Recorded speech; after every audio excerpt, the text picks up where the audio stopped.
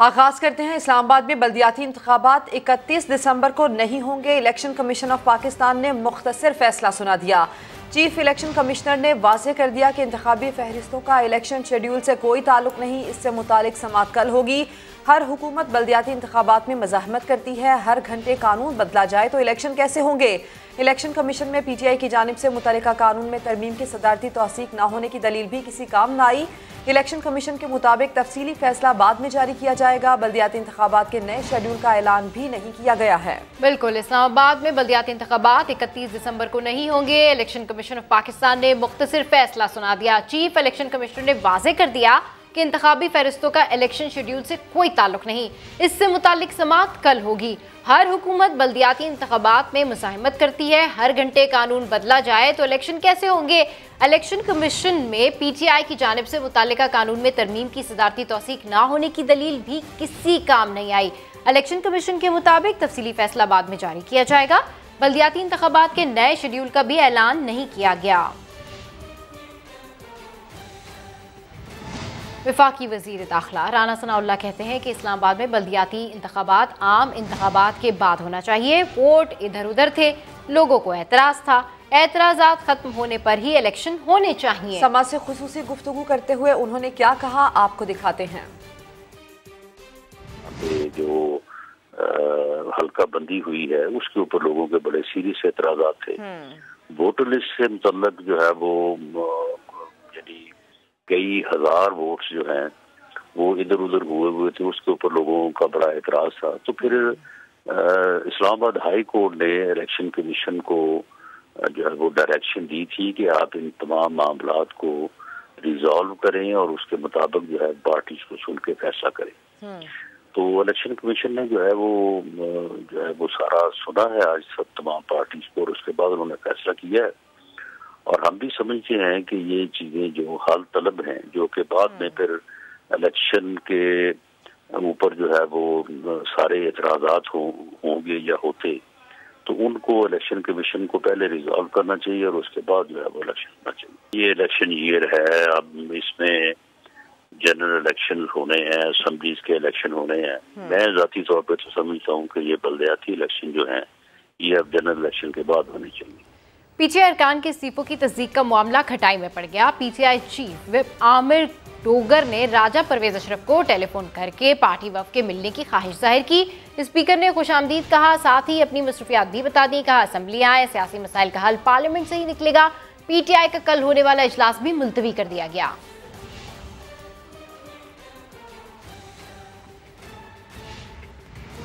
वज़ीर आज़म के मुआविन खुसूसी अता तारण ने कहा है कि स्पीकर और डिप्टी स्पीकर पंजाब असेंबली के खिलाफ तहरीक अदम एतमाद पर वोटिंग खुफिया राय शुमारी से होनी है। इस ज़मन में नंबर गेम इंतहाई दिलचस्प है। हमारी भरपूर तैयारी है, इंशाअल्लाह सरप्राइज देंगे। अपने नंबर से मुतालिक मुतमईन है। अता तारण ने यह कहा है कि स्पीकर और डिप्टी स्पीकर पंजाब असेंबली के खिलाफ तहरीक अदम एतमाद पर वोटिंग खुफिया राय शुमारी से होनी है और इस ज़मन में नंबर गेम इंतहाई दिलचस्प है। उन्होंने ये भी कहा कि हमारी भरपूर तैयारी है और इंशाअल्लाह हम सरप्राइज देंगे। अपने नंबर से मुतालिक हम मुतमईन हैं।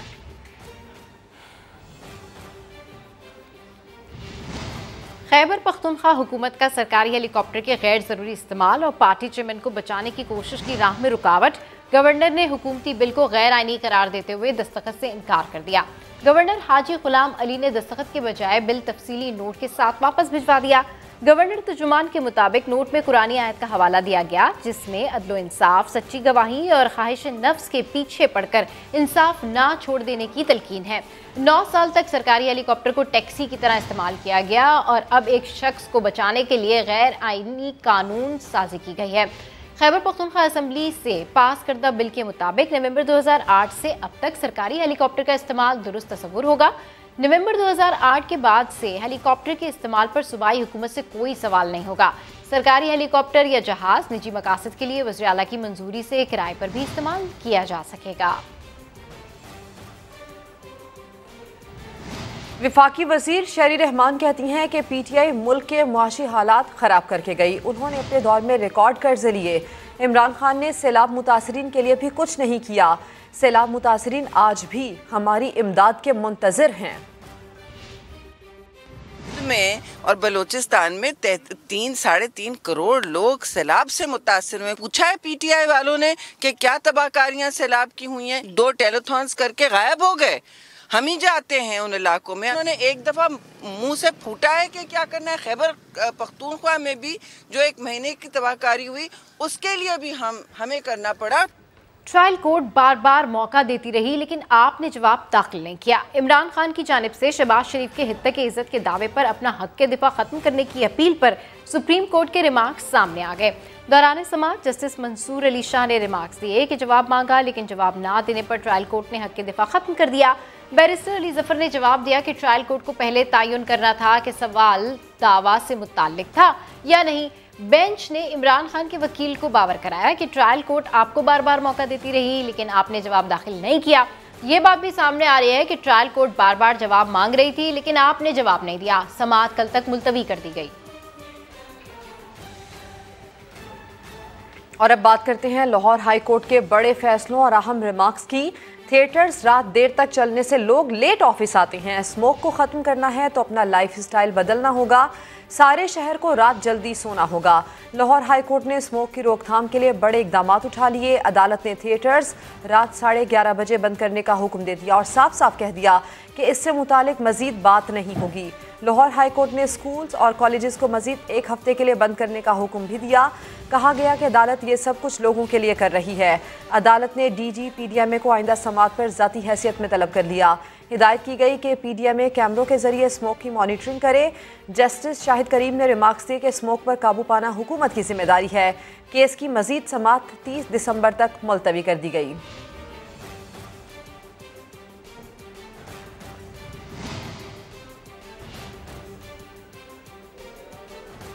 मुस्लिम दुनिया की पहली खातून वजीर आजम बेनज़ीर भुट्टो की शहादत को 15 बरस बीत गए। दहशतगर्दों ने दुख्तर मशरिक को लियाकत बाग रावलपिंडी में निशाना बनाया। 35 साल की उम्र में वजीर आजम बनने वाली बेनज़ीर भुट्टो जमहूरियत के लिए जिद्दोजहद का इस्तारा थी। उनकी जिंदगी पर आपको ये रिपोर्ट दिखाते हैं। पीपल्स पार्टी के रहनुमा सेनेटर अजहर अब्बानी का कहना है कि बेनज़ीर भुट्टो शहीद अगर जिंदा होती तो आज पाकिस्तान की ये हालत ना होती। पीपल्स पार्टी इत्तेहादी जमातों के साथ मिलकर पाकिस्तान को मुआशी बहरान से निकालेगी। आज शायद पाकिस्तान की ये शक्ल ना होती अगर मोहतरमा इस वक्त हम में मौजूद रहती। मोहतरमा की जो सियासत थी वो आज की सियासत की तरह नहीं थी और उन्होंने पाकिस्तान की कौम को यकजा किया।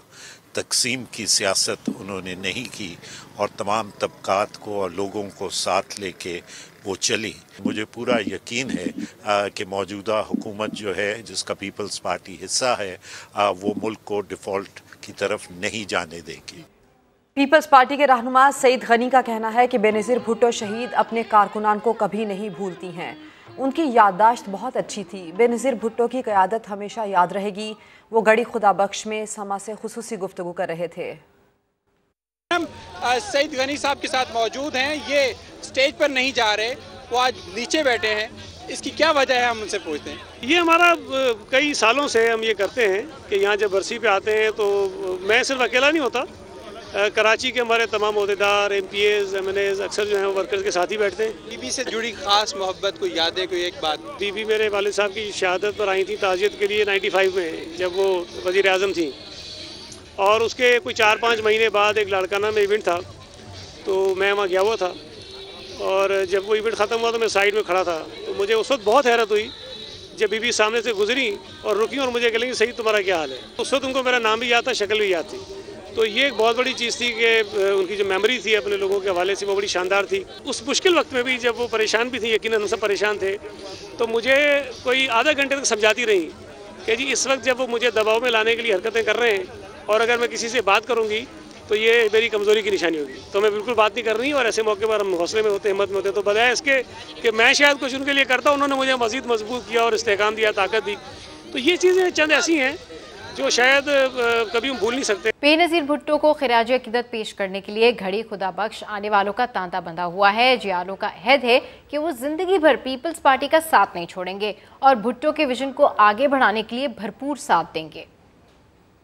और मोहतरमा ने हमसे वादा लिया था कि मैं अगर नहीं रहूं तो आप बिलावल का साथ देना। हम तो बिलावल का साथ दे रहे हैं। हम शहीद मोहतरमा बेनज़ीर भुट्टो की बहादुर बहनें हैं और उसने ही हमें सिखाया है कि आप बार और चले, और कोई शौक मनाने का हमने मोहतरमा ने नहीं बताया। मोहतरमा खुद बहादुर लीडर थी और हम भी बहादुर। ये शहीदों की पार्टी है, हम इस पार्टी को आगे लेके चलते रहेंगे इंशाल्लाह। आज भी हम गड़ी गोदाबश में पहुँचे पूरे काफिले के साथ, ये सबका काफिला है हमारे साथ, इंशाल्लाह आगे ऐसे ही बढ़ते रहेंगे। बीवी मोहतरमा शहीद को खराज तहसीन पेश करने के लिए आए, क्योंकि उन्हीं शहीदों की कुर्बानियाँ हैं हमारे लिए और उन्हीं शहीदों ने इस पार्टी को बचाया है और उन्हीं की वजह से भुट्टो का नाम अभी तक रोशन है, अभी तक जिंदा है। पीपल्स पार्टी हमेशा गरीबों का ही साथ देगी। हम जैसे होश से निकले हैं पीपल्स पार्टी के साथ हैं और आज नहीं जिंदगी भर पीपल्स पार्टी से। भुट्टो के मिशन को, पाकिस्तान पीपल्स पार्टी के विजन को इंशाल्लाह आगे ले जाने में अपना भरपूर किरदार अदा करेंगे। बीबी जिंदा है, जिंदा है, जिंदा है, जिंदा है। जिए भुट्टो। अब आपको ये भी बता दें कि बेनज़ीर कत्ल केस में 13 मुल्जिमान नामजद हुए। 15 साल बाद इस केस का और मुल्जिम क्या बना, जानते हैं रावलपिंडी से नईम जंजुआ की रिपोर्ट में। रावलपिंडी के लियाकत बाग में 27 दिसंबर 2007 की शाम साबिक वजीर आजम बेनज़ीर भुट्टो का कत्ल। शहादत के 15 बरस बाद भी बेनज़ीर कत्ल केस मंतकी अंजाम तक ना पहुंच सका। 13 नामजद मुल्जमान में साबिक सदर परवेज मुशर्रफ, फैज मोहम्मद और इकराम उल्लाह महसूद अदालती मफरूर और इश्तिहारी हैं। साबिक CPO रावलपिंडी सऊद अजीज और साबिक SP खुरम शहजाद को सजा तो सुनाई गई, लेकिन अपील में रिलीफ और अपने ओहदे वापस मिल गए। मरकजी मुल्जिम एतजाज शाह और शेर जमान केस से बरी और रिहा हुए। 3 मुल्जिमान रशीद अहमद, मोहम्मद रफाकत और हसनैन गुल इल्जाम से बरी होने के बावजूद अडियाला जेल में कैद हैं। उबैदुल्ला उर्फ सद्दाम, अब्दुल रहमान उर्फ नौमान दुनिया से रुखसत हो चुके। कलअदम TTP का साबिक कमांडर बैतुल्ला महसूद ड्रोन हमले में मारा जा चुका। जियालों का कहना है कि जो इंसाफ निजाम न कर सका वो कुदरत कर रही है। जो उस वक्त लोग इन्वॉल्व थे और अल्लाह की कुदरत ने उनको निस्तो नबूद कर दिया है, फना कर दिया है, बर्बाद हो गए हैं और जो कुछ रह गए वो भी हो जाएंगे। कायद के साथ होते हैं। मोहतरमा बेनज़ीर भुट्टो ने अपनी जिंदगी में 3-4 बंदों को नामजद कर दिया था, उनको शामिल तफ्तीश किया जाना चाहिए था। तो फिर हमें पता लगता कि मोहतरमा बेनज़ीर भुट्टो के शहीद होने में पीछे क्या मुहर्रकात है। 17 मार्च 2022 के बाद से लगभग 9.5 माह में मुकदमे की कोई समाअत तक न हुई। कैमरामैन इसरार सलीम के साथ नईम जंजुआ, समा, रावलपिंडी। वज़ीर ख़ारजा बिलावल भुट्टो ज़रदारी ने अपनी वालदा बेनज़ीर भुट्टो शहीद को खिराज अक़ीदत पेश करते हुए कहा है कि कोई दिन ऐसा नहीं जहां मोहतरमा की कमी महसूस ना हुई हो। वो वतन की उम्मीद और ताकत थी। तो आपको बताएं कि ये जज्बात शेयर किए हैं वज़ीर ख़ारजा बिलावल भुट्टो ज़रदारी ने अपनी वालदा बेनज़ीर भुट्टो शहीद के लिए। उनको खिराज अक़ीदत पेश करते हुए उन्होंने कहा कि कोई दिन ऐसा नहीं जहाँ मोहतरमा की कमी महसूस ना होती हो। वो वतन की उम्मीद और ताकत थी। अभी आपको अपडेट करें, गढ़ी खुदा बख्श में शहीद बेनज़ीर भुट्टो को खिराज अक़ीदत पेश करने का सिलसिला जारी है। शोरा बेनज़ीर भुट्टो को खिराज अक़ीदत पेश कर रहे हैं। वज़ीर आला सिंध सैयद मुराद अली शाह और सूबाई वज़रा भी तकरीब में शिरकत के लिए पहुँच गए हैं। वहीं मौजूद हैं समा के नुमाइंदे मुदस्सिर नज़ीर, उनसे बात करते हैं। मुदस्सिर, ये बताएं कि मरहलावार इस तकरीब में क्या क्या चीज़ें शेड्यूल हैं और जो खिताबात हैं उनका सिलसिला कब शुरू होगा? बिल्कुल, मोहतरमा बेनज़ीर भुट्टो की बरसी का बाकायदा जो तकरीब का आगाज़ है वो 2 बजे हो गया था और कुरान खानी भी की गई, तिलावत कुरान पाक किया गया। उसके बाद जो है मुशायरा किया गया, मुख्तलिफ सूबों से जो है शायर आए और उसके बाद अब जो है लोकल क़यादत लोकल क़यादत वो तकरीर करेगी और उसके बाद तकरीबन 5 बजे जो है आला क़यादत वो स्टेज पर पहुंच जाएगी। CM मुराद अली शाह भी पहले दरबार पर आए, मज़ार पर आए और उन्होंने वहां पर दुआ की, कुरान खानी की और अभी जो है कारकुनान का सिलसिला आने का जो है वो भी बहुत तेज़ी से देखा जा रहा है और सिक्योरिटी के बहुत भरपूर इंतजाम देखे जा रहे हैं। स्टेज पर भी सर्विलेंस के बहुत ज़्यादा अच्छे इंतजाम हैं और कारकुनान जो हैं वो पंडाल को भी भर रहे हैं। जी मुदस्सिर नज़ीर, इस हवाले से आप हमें अपडेट कर रहे थे, आपका शुक्रिया।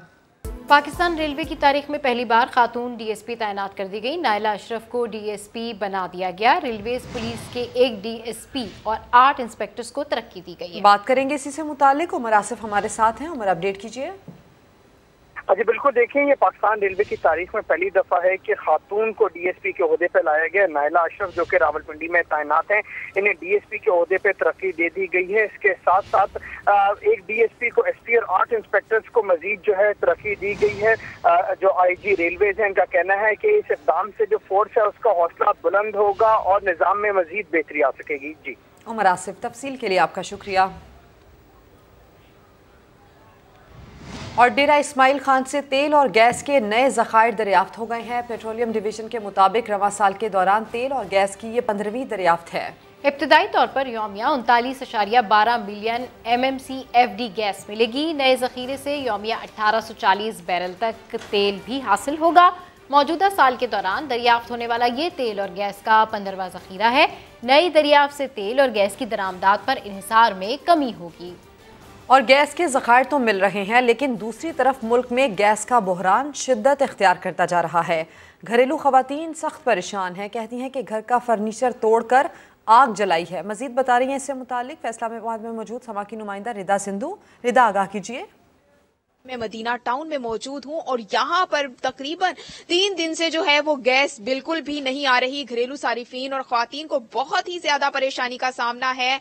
और यहाँ पर मैं एक खातून के साथ मौजूद हूँ जो कि लकड़ियों का चूल्हा बनाकर खाना पकाने की तगोदो में मसरूफ है। उनसे बात भी करेंगे किस कदर मुश्किल जो है वो हुआ जी। 3 दिन से इधर फैसलाबाद में गैस नहीं आ रही, खासकर मदीना टाउन में। बाकी इलाकों का तो हमें पता नहीं। मदीना टाउन में बिल्कुल गैस नहीं आ रही और एलपीजी भी बहुत महंगी है। लकड़ियां हैं, उनकी कीमत भी आसमान पर है। अब हम घरेलू अखराजात की वजह से बिना पर खाना बनाने से कासर हैं। देखें, मैं सुबह से चाय बनाने की कोशिश कर रही हूँ। जी बिल्कुल, जो मुतबादल जराए हैं आग जलाने के, उनमें भी इजाफा हुआ है, जिसकी वजह से जो है वो खासी परेशानी बढ़ती हुई दिखाई दे रही है। जी, अपडेट्स करने के लिए शुक्रिया। सिर्फ फैसलाबाद ही नहीं, रावलपिंडी में भी गैस नहीं आ रही। खवातीन कहती हैं उन्हें नाश्ते के बाद दिन का खाना बनाने के लिए गैस का तवील इंतजार करना पड़ता है। मजीद जानते समा के नुमाइंदे नईम जंजुआ से। जी नईम, अपडेट कीजिए।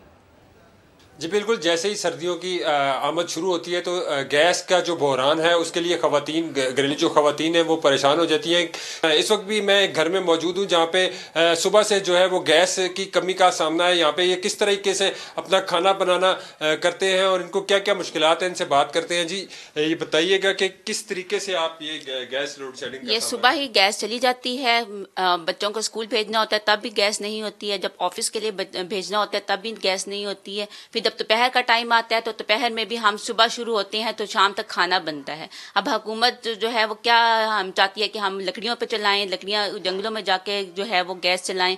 जी बिल्कुल, इनका कहना है कि अब दोबारा से वो सूरत हाल बनती जा रही है कि लोगों को जंगलों से लकड़ियां लाकर खाना बनाना पड़ जाएगा और हुकूमत को जो है इस पर तवज्जो देनी चाहिए। जी वेलकम बैक। पाक भारत आबी मुज़ाकरात आइंदा बरस मार्च में होंगे। भारतीय वफ्द पाकिस्तान आएगा। वफ्द से 1000 मेगावाट का पकड़ डल मंसूबा ज़ेरे बहस आएगा। मज़ीद तफसीलात जानते हैं समा के नुमाइंदे ज़हीर अली से। जी ज़हीर अली, इस प्रोजेक्ट के हवाले से बताइए।